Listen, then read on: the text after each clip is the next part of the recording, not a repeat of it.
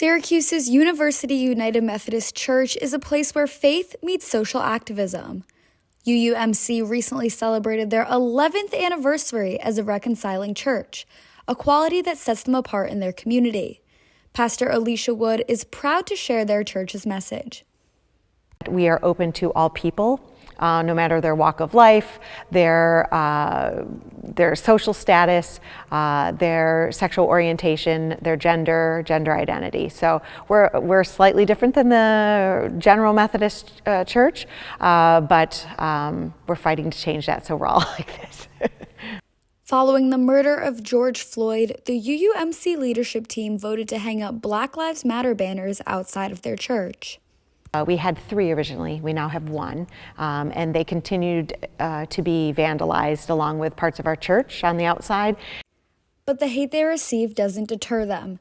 UUMC has a range of outreach ministries that provide for the city of Syracuse.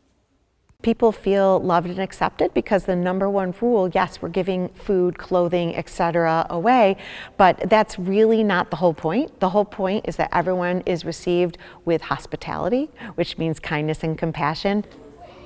At University United Methodist Church, there's always someone to help and something to do.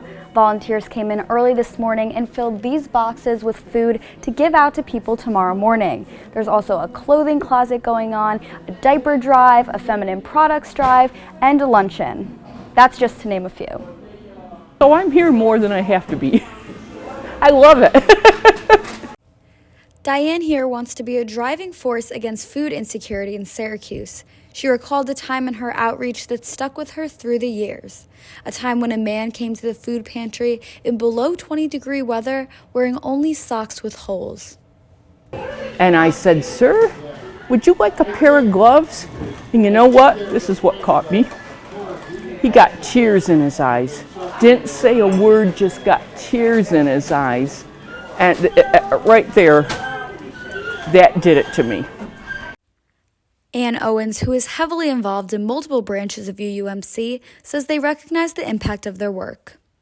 We serve so many people. We've talked many times what would happen if this church wasn't on this corner.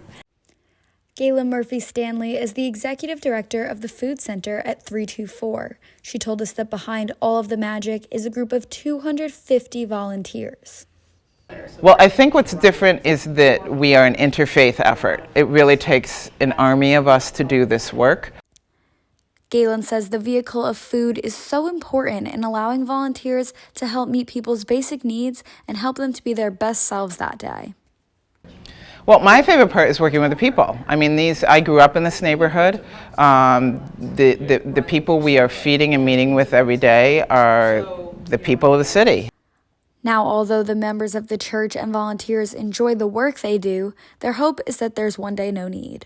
I mean, the biggest, if we talk about outreach ministries, the biggest thing is, like I said, to go out of business, because we really, as a social justice seeking community, want everyone to have equal access to all the resources. So they have a roof over their head, they have food on the table consistently, and they have clothing to wear, like the basics.